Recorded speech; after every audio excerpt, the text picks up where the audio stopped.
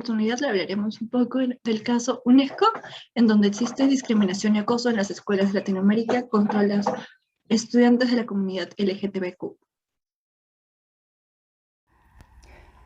En cuanto a los actores involucrados en la problemática, los estudiantes de la comunidad LGTB en las escuelas de América Latina y el Caribe son generalizadas la discriminación, sexismo, homofobia contra los estudiantes de la comunidad LGTB.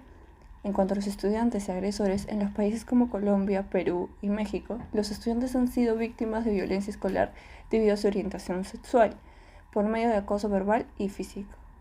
Y finalmente, con todo el personal docente, la mayoría de los estudiantes LGTB fue objeto de actitudes negativas de parte del personal docente.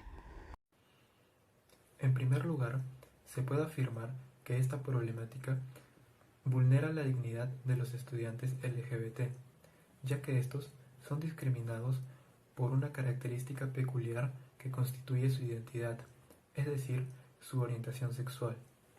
Esta actitud negativa por parte de los estudiantes agresores y profesores perjudica la voluntad que tienen para expresar sus intereses y opiniones. De este modo, los estudiantes LGBT se sienten como sujetos excluidos de la dignidad. Además, al ser constantemente atacados, pierden la facultad de autopercibirse como personas, debido a que los agresores no respetan las diferencias válidas que pueden existir entre los individuos.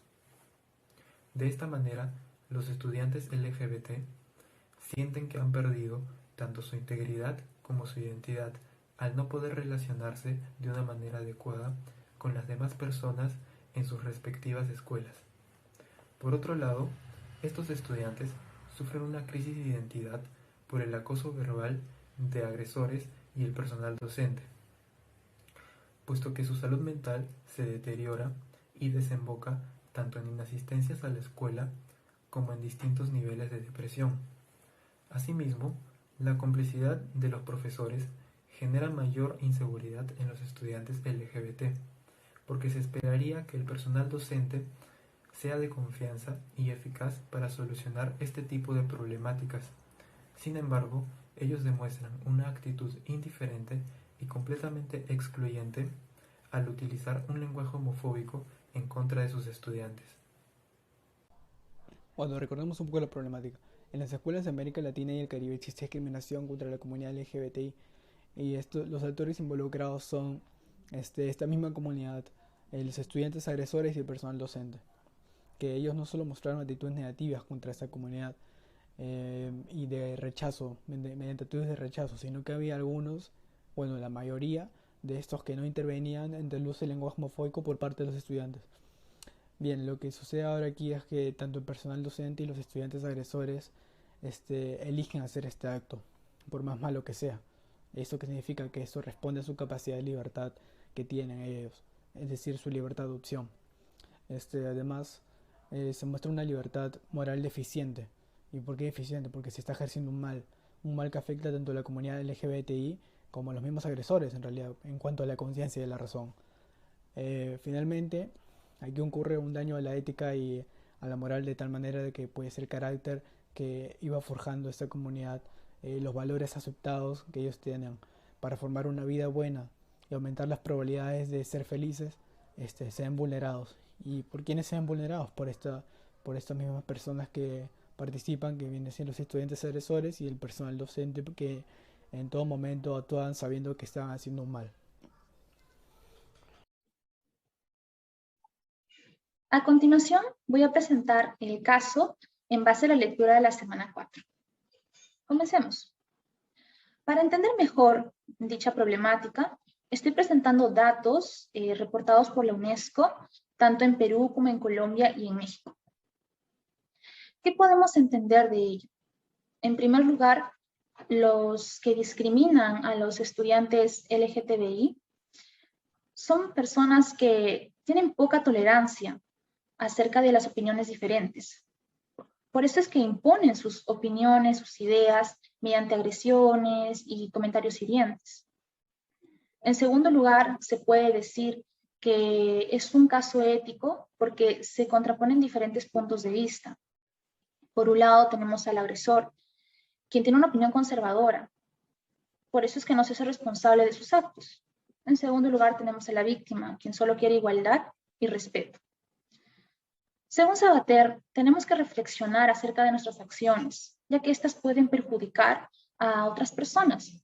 Por ejemplo, se han reportado altas tasas de depresión y suicidio en esta comunidad. Para concluir, si queremos que se nos respete y se tome en cuenta nuestros derechos, tenemos que respetar y tomar en cuenta los derechos de otros. Muchas gracias. Doy pase a mi compañera.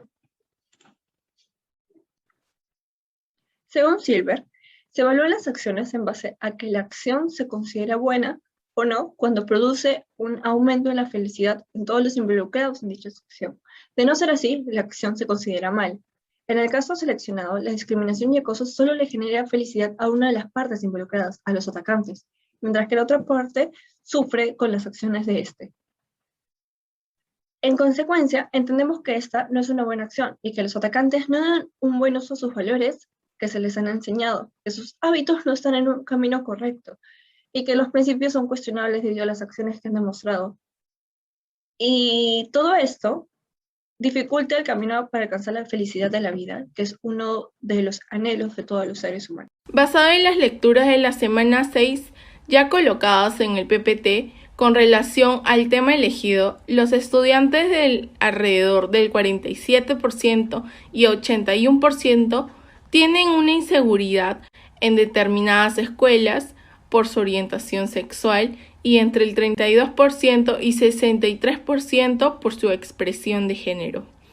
Esto genera de una u otra manera cierta libertad, ya que no les queda otro remedio de ser libres y en adoptar las circunstancias. En cambio, los que generan la discriminación y acoso se limitan en recurrir los tres primeros motivos: órdenes, costumbres y caprichos. Esto está relacionado por Sabater, que te da a conocer que cada uno de estos motivos se inclinan en una conducta de preferencia por hacer algo que te agrade frente a los demás.